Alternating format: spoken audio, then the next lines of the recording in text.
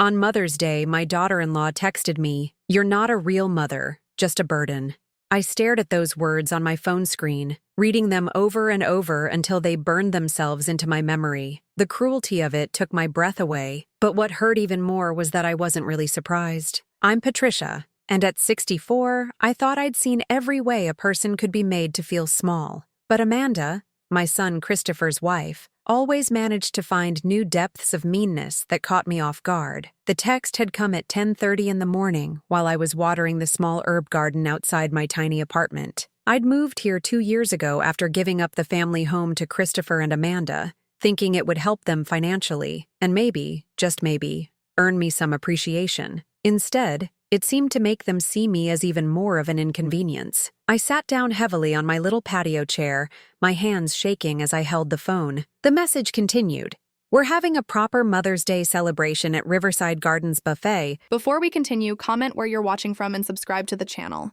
We'd love to see how far our stories are reaching. With people who actually matter. Don't wait up. Riverside Gardens, the fancy place across town where dinner for a family of 6 would cost more than my monthly grocery budget. They were celebrating Mother's Day without the mother, and they wanted me to know it. My mind drifted to last year's Mother's Day, when Amanda had made such a production of including me in their plans. I should have seen the signs then. She'd invited me to brunch, but seated me at the far end of the table next to her elderly aunt who had hearing problems. Every time I tried to join the conversation, Amanda would redirect it or speak over me. When Christopher's daughter Emma, my sweet granddaughter, tried to show me a drawing she'd made, Amanda swooped in. "Grandma Patricia is tired, sweetie. Why don't you show Grandma Karen instead?" she'd said, referring to her own mother, who basked in the attention while I sat there like a piece of furniture. That was Amanda's specialty, making me invisible while maintaining plausible deniability. "I didn't mean to exclude you," she'd say whenever Christopher questioned her. "You just seemed tired, or overwhelmed, or confused. Always something that made me sound like a burden who couldn't keep up." I looked around my sparse apartment, taking in the few possessions I'd managed to keep when I downsized. The family photos on my small bookshelf seemed to mock me now. Christopher's high school graduation, where I'd worked double shifts for months to afford his cap and gown. His wedding day, where I'd smiled through Amanda's obvious disappointment at the modest reception I'd helped pay for. Emma and little Joshua's baby pictures, back when I was still allowed to babysit them regularly. That privilege had been taken away gradually, of course. First, Amanda decided I was too lenient with the children. Then I was too old to chase after them. Finally, I was too forgetful to be trusted alone with them. Each excuse chipped away at my role in the family until I became what Amanda had always wanted me to be. Nothing. My phone buzzed again. This time it was Christopher. "Mom, Amanda told me you decided not to join us today. I hope you're feeling okay." The lie was so casual, so automatic. Amanda had told him I'd chosen not to come, painting me as the antisocial mother-in-law who preferred to sulk alone rather than celebrate with the family. And Christopher, my son whom I'd raised alone after his father died, believed her without question. I started to type a response, then stopped. What was the point? If I told Christopher the truth about Amanda's text, he'd find some way to minimize it or make it my fault. "You must have misunderstood," he'd say. Or, "Amanda's been under a lot of stress lately." He'd become an expert at making excuses for his wife's cruelty. Instead, I walked to my kitchen and made myself a cup of tea with shaking hands. The silence in my apartment felt deafening. This was how I was spending Mother's Day at 64 years old, alone with my hurt feelings and a growing realization that I'd lost my family somewhere along the way. I thought about calling my sister Linda, but she was 3 states away visiting her own grandchildren. I thought about calling my old friend Susan, but she'd be with her family too. Everyone would be with their families today. Everyone except me. The worst part was the accuracy of Amanda's cruel words. Maybe I wasn't a real mother anymore. Real mothers got invited to Mother's Day celebrations. Real mothers got hugs and flowers and handmade cards. Real mothers mattered to their children. I had become exactly what Amanda called me, a burden. Someone to be managed and minimized, tucked away in a small apartment so I wouldn't embarrass them with my presence. The realization hit me like a physical blow, doubling me over with the pain of it. But as I sat there in my quiet kitchen, something else began to stir beneath the hurt. A memory, faint at first, of something I'd forgotten in all the years of making myself smaller to accommodate Amanda's wishes. I walked to my bedroom and pulled out the old wooden box where I kept important papers, birth certificates, insurance policies, and there at the bottom, a manila envelope I hadn't opened in years, my late mother-in-law's will and the property deeds she'd left me, documents I'd put away and forgotten about in the chaos of grief and Christopher's wedding plans. As I held that envelope in my hands, I felt something I hadn't experienced in a very long time, curiosity about my own power.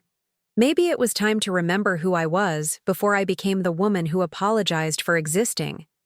I sat on my bed holding that manila envelope, my heart beating faster than it had in months. The last time I'd looked at these papers was right after Christopher's wedding, when everything in my life was changing so quickly I could barely keep up. Eleanor Morrison, my mother-in-law, had been a force of nature. Even at 89, she'd managed her own affairs with an iron will that both impressed and intimidated me.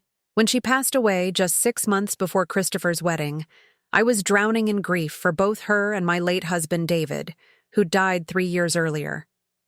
I remembered that awful day when the lawyer, Mr. Harrison, had read Eleanor's will in his stuffy office. Christopher had been there, fidgeting in his chair, obviously eager to get through the formalities. Amanda had stayed home, claiming she felt sick, though I suspected she simply couldn't be bothered with what she probably saw as tedious old-person business. To my beloved daughter-in-law Patricia, Mr. Harrison had read in his measured voice, who showed me more kindness in my final years than my own blood relatives, I leave the following properties. At the time, I'd been too overwhelmed to really process what it all meant. Christopher had taken charge, as he always did when he thought I was being too emotional to handle things properly. He'd gathered up all the papers, promising to help me sort through everything later, but later never came. Christopher got busy with wedding preparations, then his job promotion, then the babies, and somehow those documents ended up in my box of important papers, forgotten. Now, with trembling fingers, I pulled out the contents of that envelope. Property deeds, lots of them, a house in Millbrook that I vaguely remembered Eleanor mentioning, some commercial property downtown, and there, near the bottom of the stack, something that made my breath catch in my throat, a deed for a large lot on Riverside Drive. The address looked familiar, though I couldn't place it immediately. I squinted at the small print, trying to make sense of the legal language. The property had been in Eleanor's family for decades, apparently, purchased back in the 1960s when the area was just farmland. I set the papers aside and walked to my kitchen junk drawer, digging around until I found the magnifying glass I used for reading small print. Back on my bed, I examined the Riverside Drive deed more carefully. The property was described as Commercial Lot 47B, Riverside Drive, suitable for restaurant and entertainment facilities. Something about that description nagged at me. Riverside Drive. Why did that sound so important? And then it hit me like a thunderbolt. Riverside Gardens Buffet. The fancy place where Christopher and Amanda were celebrating Mother's Day without me. The place that cost more for one meal than I spent on groceries in a month. With shaking hands, I grabbed my phone and searched for the address of Riverside Gardens Buffet, 425 Riverside Drive. I looked back at the deed in my lap. The property boundaries described in Eleanor's deed definitely included that address. I stared at the papers, reading and rereading the legal descriptions until my eyes watered. Unless I was completely misunderstanding something, it appeared that I owned the land underneath the very restaurant where my family was celebrating Mother's Day without me.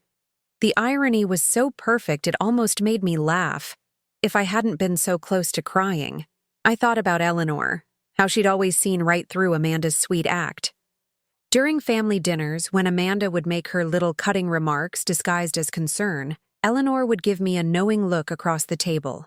Once, after Amanda had suggested I might be more comfortable eating in the kitchen because the dining room conversation was probably too loud for me, Eleanor had asked Amanda point blank if she had a hearing problem of her own.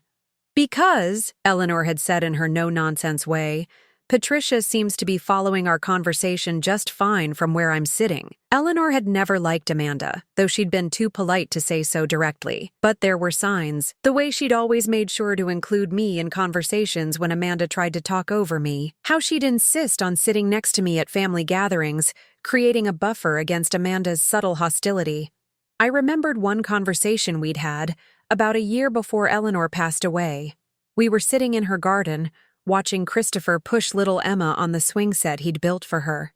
"That woman is going to try to erase you," Eleanor had said quietly, nodding toward Amanda, who was inside making phone calls. "I've seen her type before. She wants to be the only important woman in Christopher's life." "Oh, Eleanor," I'd protested. "I think you're being too harsh. She's just protective of her family." Eleanor had given me a look that could have cut glass. "Patricia, dear, you are her family, or you should be. The fact that she doesn't see it that way tells you everything you need to know about her character." I'd dismissed Eleanor's concerns at the time, chalking them up to the natural friction between a new wife and an established family structure. I was so determined to keep the peace, to make sure Christopher's marriage got off on the right foot, that I ignored the warning signs Eleanor saw so clearly. Now, sitting in my small apartment with Eleanor's papers spread across my bedspread, I realized she'd been trying to protect me in the only way she knew how. She'd left me these properties, these assets I'd completely forgotten about, perhaps sensing that I might need them someday. The house in Millbrook, according to the deed, was a 3-bedroom colonial that Eleanor had bought as an investment property back in 1985. The commercial space downtown was currently leased to a small accounting firm, generating monthly rental income that, according to the papers, should have been coming to me for the past 6 years. Monthly rental income. I sat back against my pillows, feeling dizzy. I'd been scraping by on David's modest pension and Social Security, carefully counting every dollar, while rental income from properties I owned had been accumulating somewhere. How had I forgotten something so important? But I knew how. It was the same way I'd forgotten a lot of things about myself over the past few years. Each time Amanda made me feel small or stupid, each time Christopher chose his wife's version of events over mine, each time I was excluded or dismissed or made to feel like an inconvenience, I'd gotten a little smaller inside. I'd stopped paying attention to my own interests, my own rights, my own value. I picked up my phone and scrolled to find the text Amanda had sent me hours earlier. "You're not a real mother, just a burden." Looking at those words now, with Eleanor's property deeds scattered around me, I felt something I hadn't experienced in years. A spark of real anger. Not the hurt, confused sadness I usually felt when Amanda was cruel to me, but actual anger at the injustice of it all. I wasn't just a burden who'd been lucky enough to be tolerated by Christopher and Amanda. I was a property owner, a woman with assets and resources I'd forgotten I possessed. And right now, the family that had spent so much energy making me feel worthless was celebrating Mother's Day on land that belonged to me. The phone rang, startling me out of my thoughts. Christopher's name appeared on the screen, and for a moment I considered not answering, but old habits died hard. "Hi, honey," I said, trying to keep my voice neutral. "Mom, how are you feeling? Amanda said you seemed tired when she talked to you this morning." Tired. That was Amanda's code word for being difficult. I looked down at the property deeds in my lap and felt that spark of anger grow a little brighter. "I'm feeling quite alert, actually," I said. "In fact, I've been going through some old paperwork, and I've made some very interesting discoveries." "What kind of discoveries?" Christopher's voice had that edge to it, the one he used when he was afraid I was about to embarrass him somehow. I looked down at Eleanor's property deeds spread across my bedspread and felt a strange calmness settle over me. For years, I'd rushed to reassure him whenever he used that tone, to smooth over any potential awkwardness. "Not today. Just some old paperwork from your grandmother's estate," I said. "I'm realizing there were some things that got overlooked in the chaos after the funeral." There was a pause. "Mom, we went through all of that stuff years ago. Remember? I helped you organize everything." He had helped in his own way, which is to say he'd sorted everything into neat piles and made phone calls to people while I sat there feeling overwhelmed and grateful for his take-charge attitude. I'd trusted him to handle the details, just like I'd trusted him to handle most of the difficult things in my life since David died. "You did help," I agreed. But I'm looking at some documents I think we both missed. Tell me, do you happen to know where exactly Riverside Gardens Buffet is located? Another pause, longer this time. Why would you need to know that? Just curious. You know how I like to understand where you're taking the grandchildren. I could hear voices in the background, the cheerful chaos of a family celebration in progress. Emma's laughter, Joshua's excited chatter, Amanda's voice cutting through it all with some direction about where people should sit. The sounds of the Mother's Day celebration I wasn't invited to. It's on Riverside Drive, Christopher said absently. Look, Mom, I should probably get back to the family. Are you sure you're okay? You sound different. I'm fine, I said. Enjoy your celebration. After I hung up, I sat there for a long moment, processing what I'd just learned. Christopher had confirmed it without even realizing what he was telling me. They were celebrating Mother's Day on my property. I pulled out my laptop, an old machine that Christopher had given me when he upgraded to something newer. It took forever to start up, but eventually I managed to open a web browser and search for Riverside Gardens Buffet property owner. What I found made my head spin. The restaurant had been built in 2018 on land leased from Morrison Family Properties. Eleanor's maiden name had been Morrison. According to the website, the restaurant was owned by a couple named Bradley and Helen Thompson, who had signed a long-term lease for the property. I dug deeper, searching through my stack of papers until I found a folder labeled Property Management, Morrison Holdings. Inside were bank statements I'd apparently been receiving but never opened. Statements showing monthly deposits from Thompson Food Services, LLC. The deposits were substantial, more than my monthly pension, more than I'd been spending on groceries and utilities combined. Money that had been sitting in an account I'd forgotten I had, while I'd been living like a church mouse and worrying about every expense. I called the phone number on the bank statements, my hands shaking as I dialed. Morrison Holdings Property Management. This is Jennifer speaking. Hello, I said, my voice coming out smaller than I'd intended. This is Patricia Morrison. I think you manage some properties for me. Mrs. Morrison? Jennifer's voice brightened immediately. We've been wondering when we'd hear from you. I've been sending monthly statements to your address, but we never received any responses to our questions about the lease renewals. Lease renewals? Yes, ma'am. The Thompson lease at Riverside Gardens expires next month, and they've been trying to negotiate a new contract. Mr. Thompson has called several times asking about renewal terms. He seemed quite anxious to secure another 5-year agreement. I felt like I was in a dream. What exactly does that mean? Jennifer explained that as the property owner, I had complete control over lease agreements. The Thompsons had built their entire business on my land, and without a lease renewal, they would have to shut down and move elsewhere. The thought of that kind of power was both thrilling and terrifying. What would you like me to tell Mr. Thompson when he calls? Jennifer asked. I looked around my sparse apartment, thought about Amanda's cruel text, about years of being made to feel invisible and worthless. Tell him I'll need to review their application personally before making any decisions about renewal. After I hung up, I sat there staring at the phone, hardly believing what I'd just done. For the first time in years, I'd made a decision that affected other people, that had real consequences in the world beyond my small apartment. My phone buzzed with another text from Amanda. Hope you're enjoying your quiet day. Some of us know how to appreciate family time. I stared at that message, feeling the familiar sting of her casual cruelty. But this time, something else rose up alongside the hurt, a sense of possibility I hadn't felt in years. I spent the next hour going through all the paperwork more carefully. The Millbrook house was currently rented to a young family, generating monthly income I'd been completely unaware of. The downtown commercial space housed Thompson and Associates Accounting, run by a man named Robert Thompson, who, according to the lease agreement, was Bradley Thompson's brother. The Thompson brothers had built their businesses on properties I owned, and I'd been living in poverty while they prospered. Not because they were doing anything wrong, but because I'd been so overwhelmed by grief and family dynamics that I'd forgotten to pay attention to my own financial interests. I found Eleanor's personal notes tucked between some of the legal documents.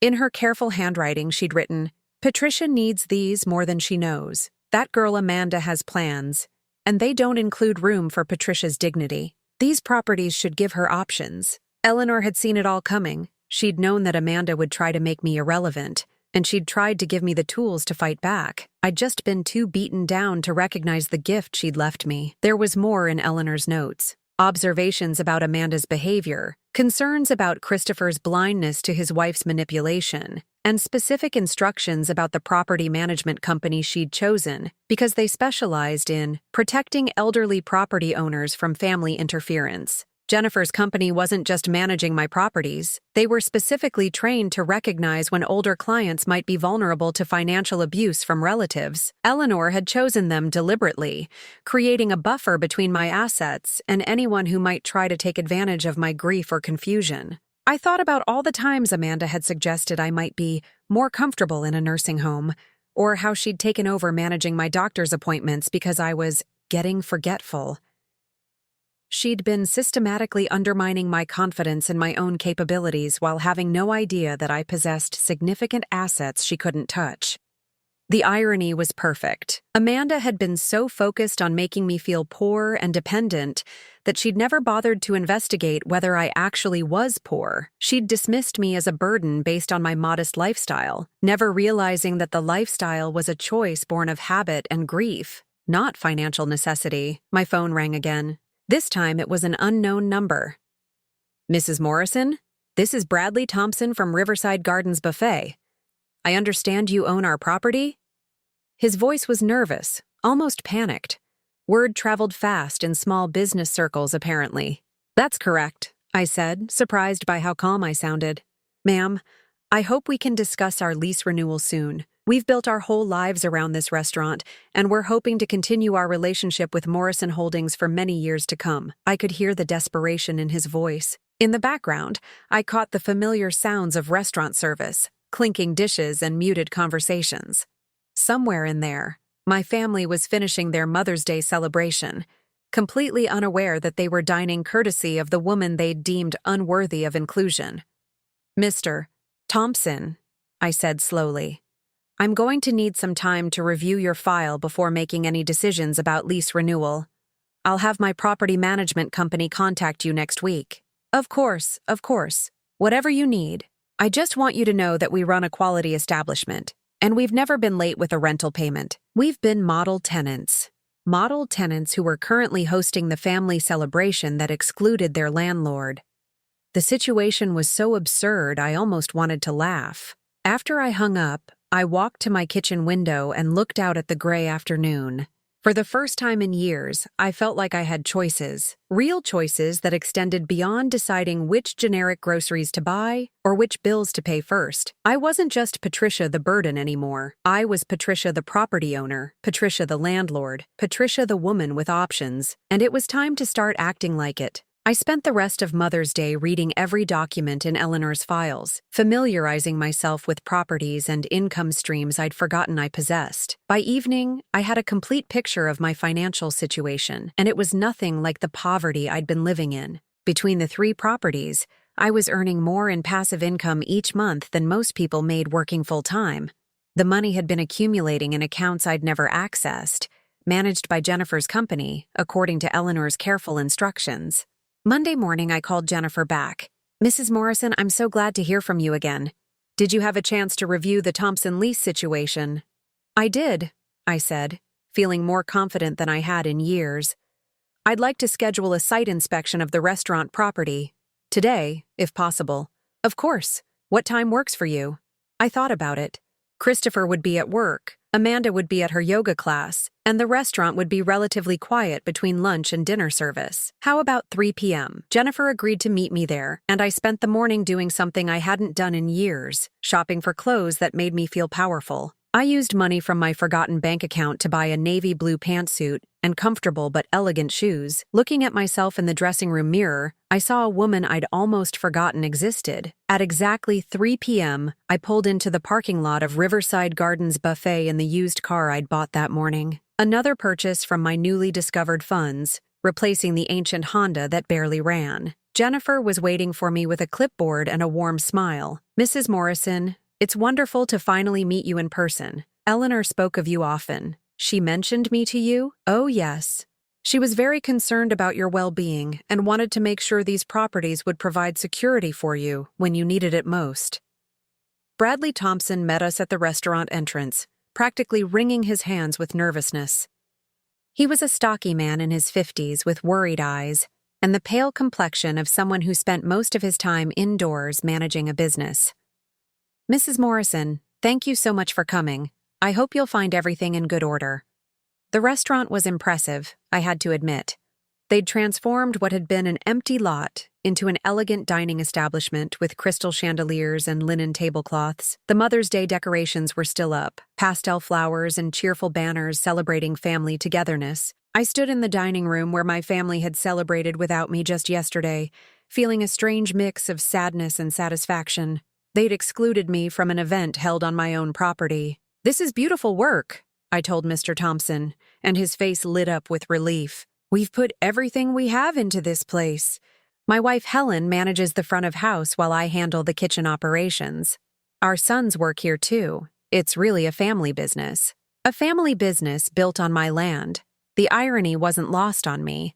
Jennifer was taking notes and photographs, documenting the condition of the property with professional thoroughness. "The lease includes maintenance responsibilities," she explained to me. "The Thompsons have been exemplary in keeping up with all required improvements and repairs. We've never missed a payment," Bradley added quickly. "Not once in 5 years. We understand how important it is to honor our commitments to property owners." I nodded, walking through the dining room and trying to imagine Amanda's reaction if she knew whose land she'd been standing on yesterday. The thought made me smile for the first time since receiving that cruel text message. "Mr. Thompson," I said, "I understand you're hoping to renew your lease?" "Yes, ma'am. We'd like to sign another 5-year agreement if possible.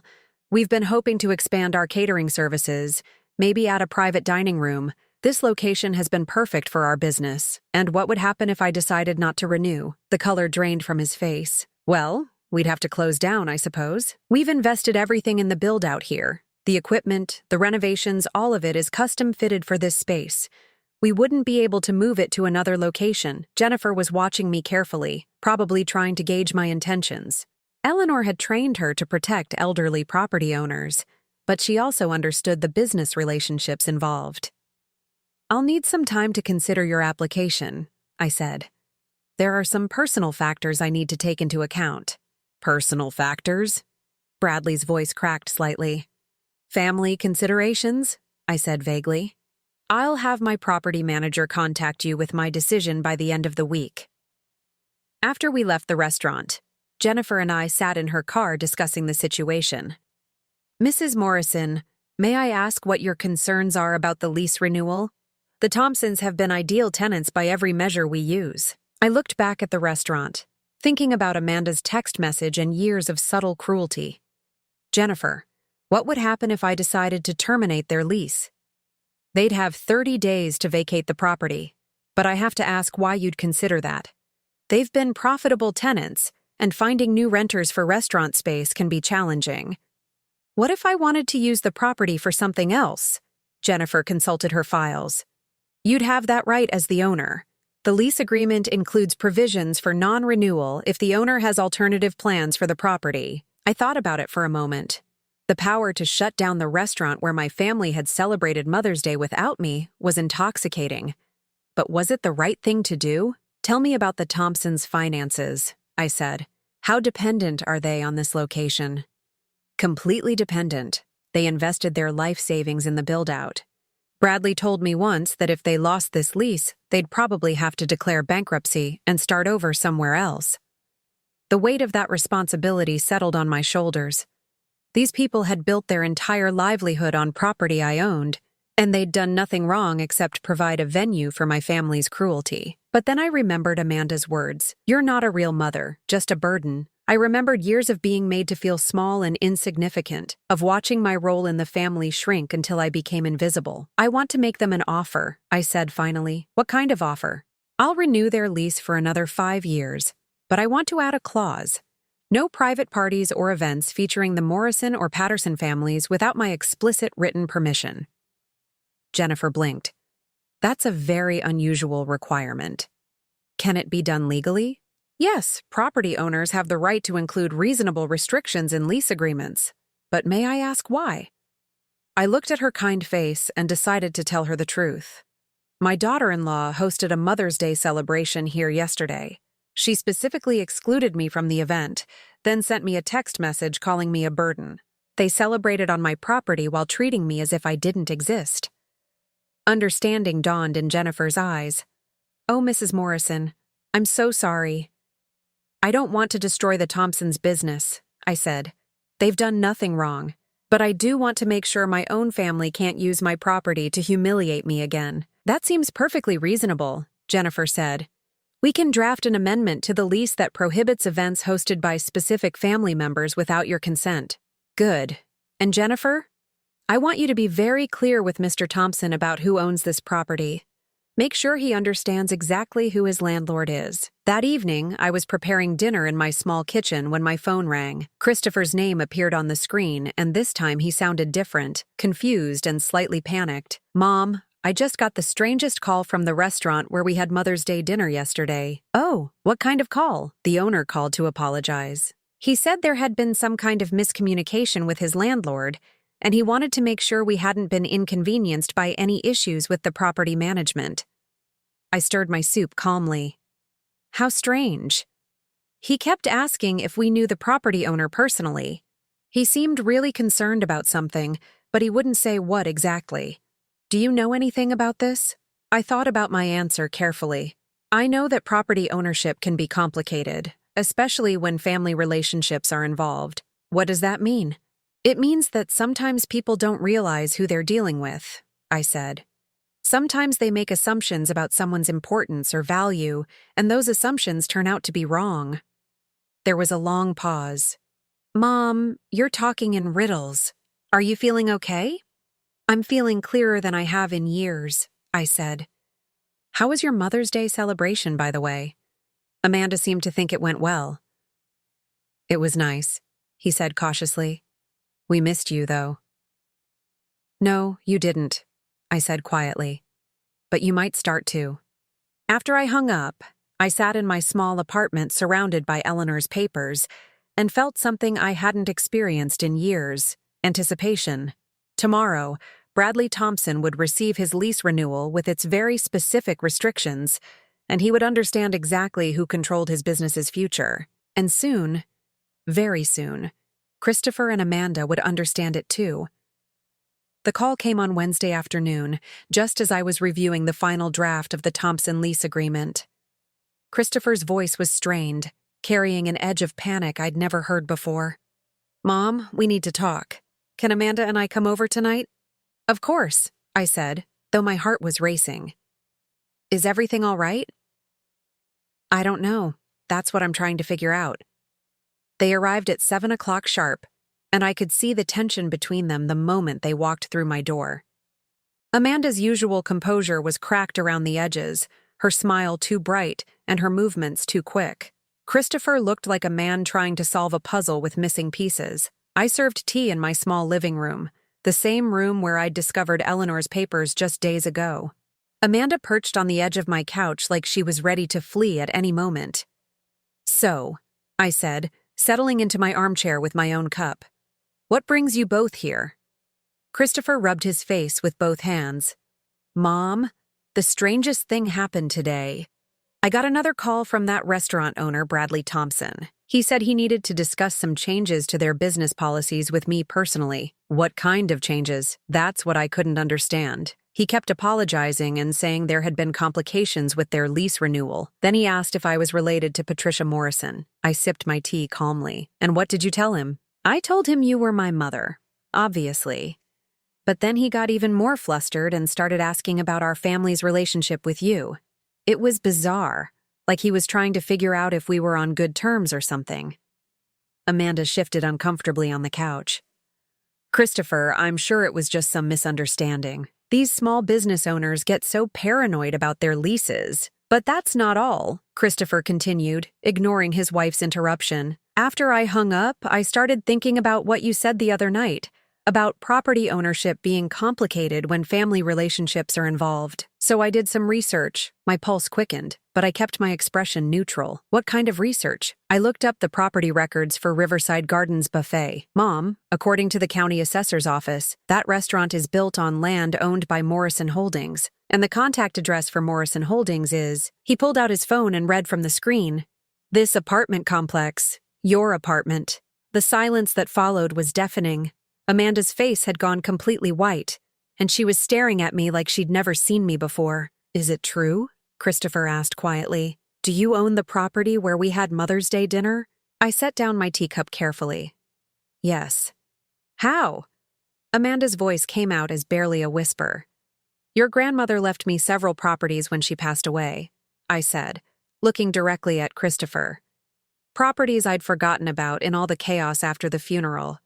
Properties that have been generating income for years while I lived like I was broke. Christopher sank back in his chair. Why didn't you tell us? Because I forgot, I said simply. I was grieving, overwhelmed, and I let other people take charge of things that were my responsibility.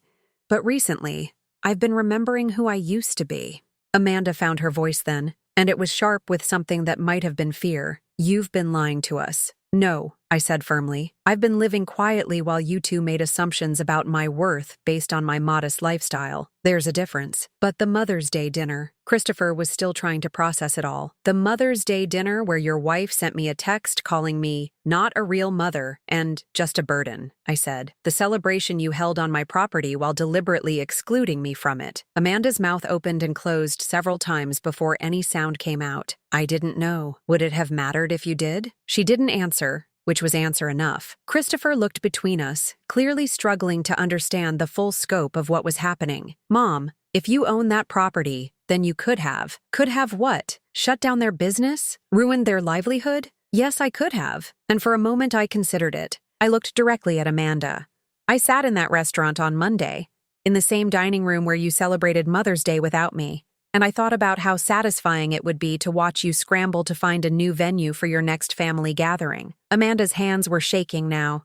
Patricia, I think there's been a misunderstanding. No misunderstanding, I interrupted. I have the text message saved on my phone. You're not a real mother, just a burden. Would you like me to read it again? Christopher turned to stare at his wife. You sent that to my mother? I was upset, Amanda said weakly. It was Mother's Day. And I wanted it to be special for our family. Our family, I repeated. And I'm not part of that? You know that's not what I meant. Actually, I think that's exactly what you meant. And you know what? I've decided to give you what you wanted. Christopher leaned forward. What do you mean? I mean, I'm removing myself from the equation.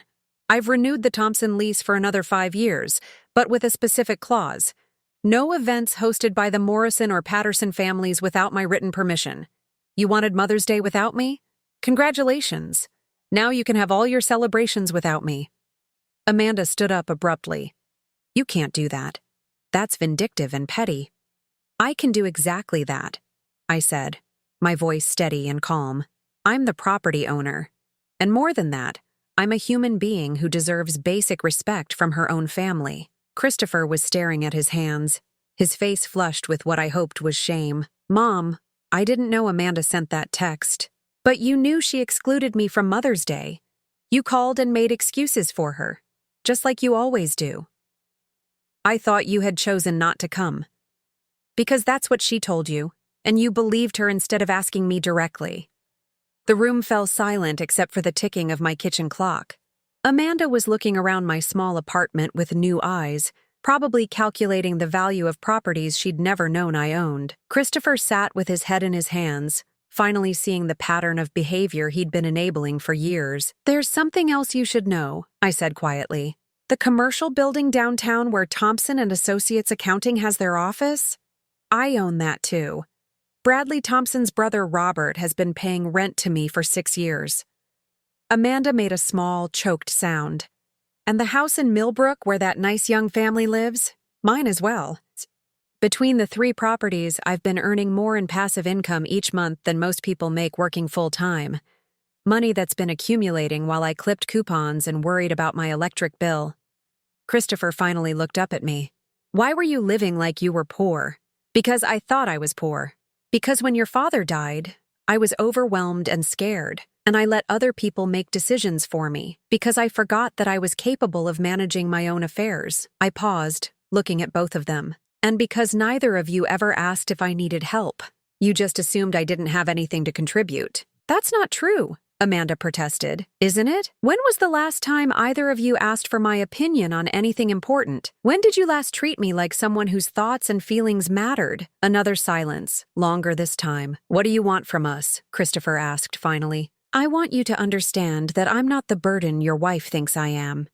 I'm not some pathetic old woman you need to manage and tolerate.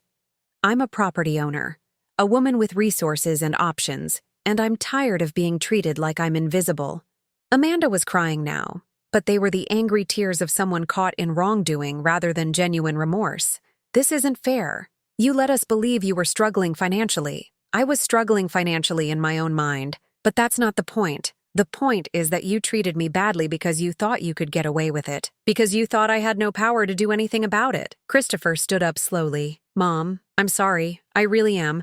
I didn't realize how we'd been treating you. I believe you're sorry, I said, but I don't believe you didn't realize. You made choices, Christopher. Every time Amanda was cruel to me and you said nothing, every time you made excuses for her behavior, every time you chose to believe her version of events over mine, you were making a choice. So, what happens now? He asked. I looked at my son, this man I'd raised alone after his father died, and felt a mixture of love and disappointment that brought tears to my eyes. Now you decide what kind of people you want to be going forward, and I decide whether I want to be part of your lives or not. After they left, I sat in my quiet apartment surrounded by Eleanor's papers and felt something I hadn't experienced in years, complete clarity about my own worth. The scared, diminished woman who had received Amanda's cruel text 4 days ago was gone. In her place was someone who remembered what it felt like to have power, and more importantly, how to use it wisely. 6 months after that confrontation in my small apartment, I was standing in the kitchen of my new home in Millbrook, watching the sunrise paint the sky in shades of pink and gold. The house Eleanor had left me was everything my cramped apartment hadn't been: spacious, bright, and filled with possibility. The young family who had been renting it had found a place of their own, and I'd moved in with a sense of coming home I hadn't felt in years. 3 bedrooms, a garden that was actually mine to tend, and enough space to finally unpack the boxes of memories I'd been storing since David died. My phone buzzed with a text from Susan, my neighbor across the street who had become something like a sister to me over these months.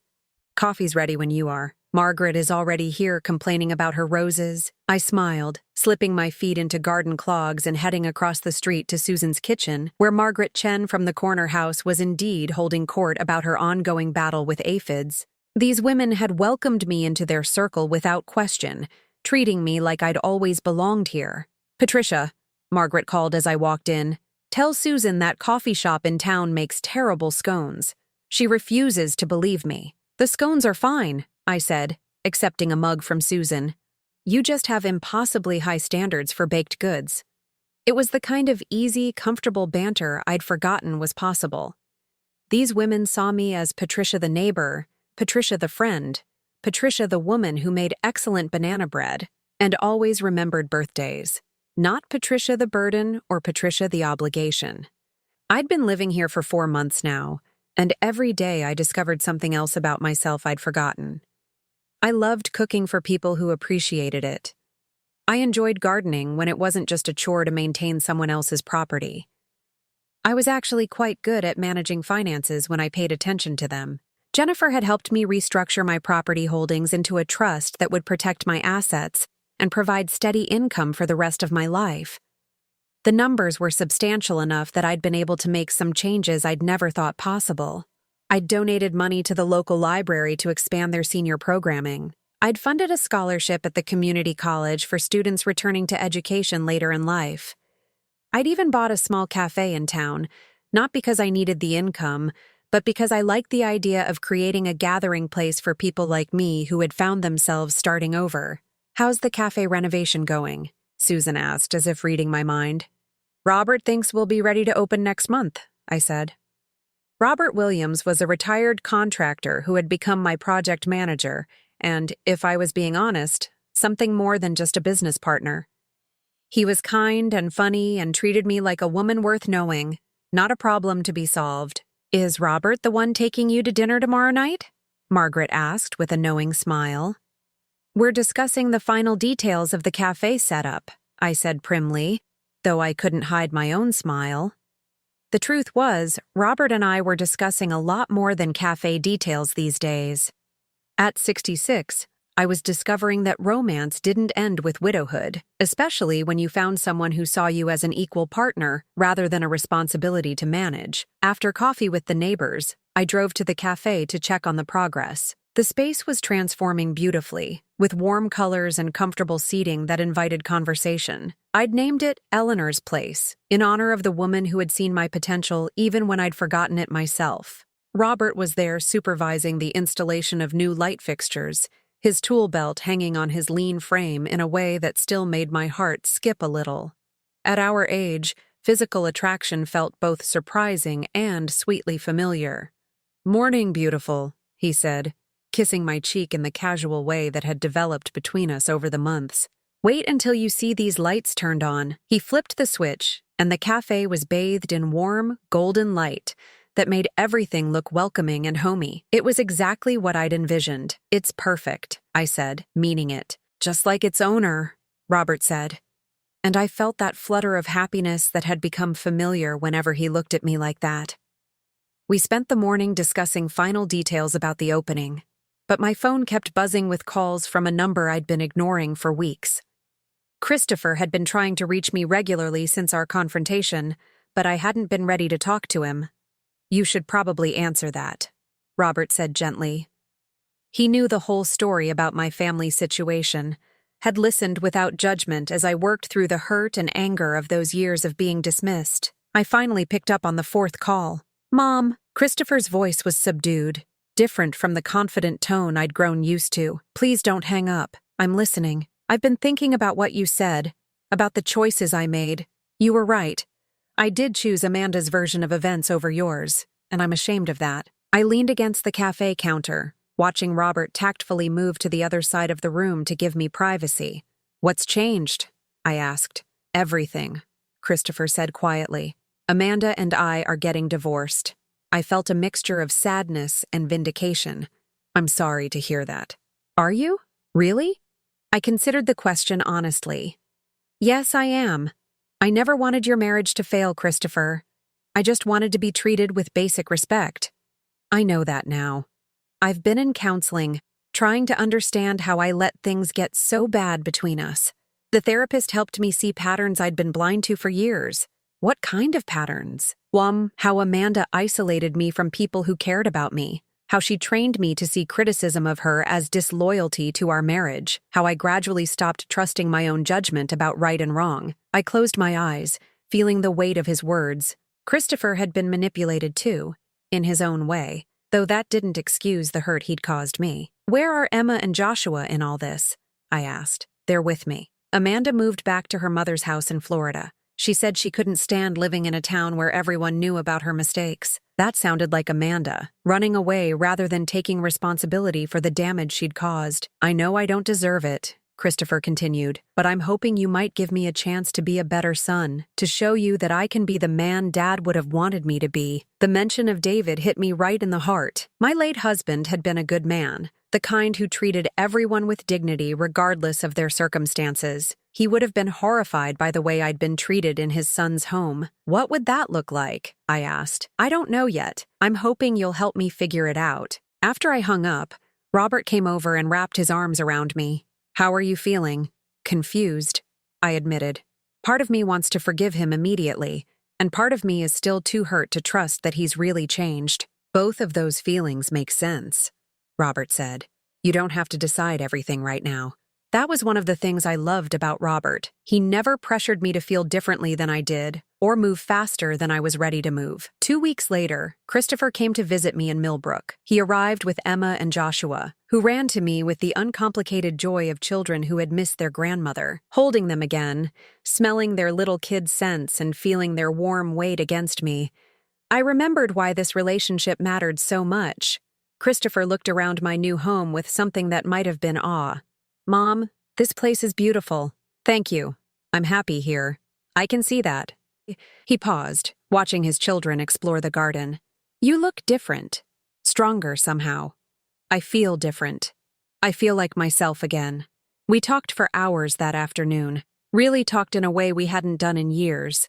Christopher told me about the counseling sessions where he'd finally seen how his marriage had damaged not just our relationship, but his own sense of right and wrong. He talked about his plans to rebuild his life as a single father, his determination to raise his children with the values he'd somehow lost sight of. I told him about my new life, about Susan and Margaret and Robert, about the cafe and the scholarships, and the quiet satisfaction of making my own choices without having to consider anyone else's approval. I'm proud of you, he said as the sun was setting. I know that probably sounds strange, since I'm supposed to be the one you're proud of. But seeing what you've built here, how you've created this whole new life for yourself, I'm proud to be your son, even though I embarrassed you at that restaurant? I asked with a small smile. He had the grace to look ashamed, especially because of that. You stood up for yourself when I failed to stand up for you.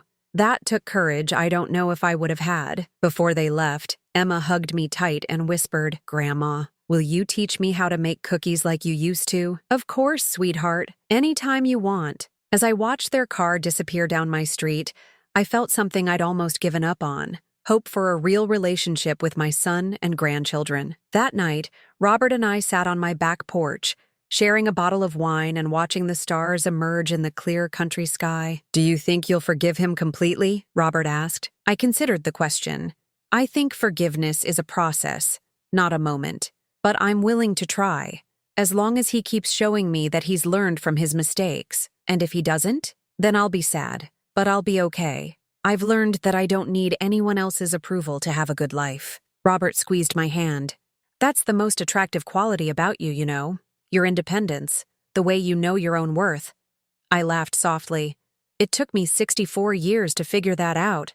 Better late than never. 6 months later, Eleanor's place opened to a crowd of neighbors and friends who had become my chosen family.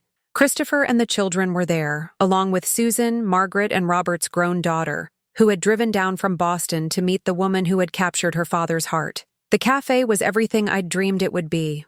A warm, welcoming space where people could gather and connect.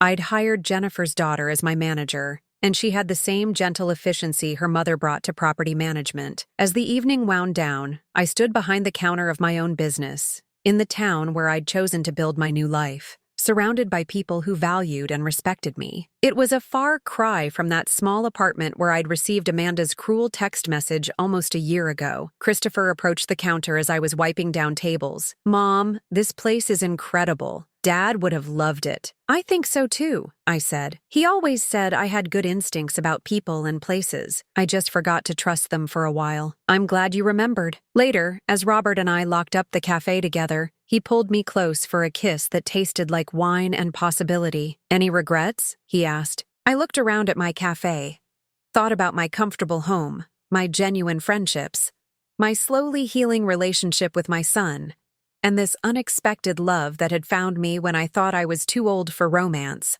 None, I said, and meant it completely. The woman who had once lived in a cramped apartment, accepting cruelty as the price of remaining connected to her family, was gone. In her place was someone who understood that love without respect was worthless, that being alone was better than being diminished, and that it was never too late to remember who you really were. Amanda had been right about one thing. I wasn't the same mother I'd been before. I was better, stronger, happier, and completely unwilling to accept anything less than I deserved. That was the greatest gift Eleanor had given me, greater than any property or bank account. She'd given me the tools to reclaim my own life, and I'd finally learned how to use them.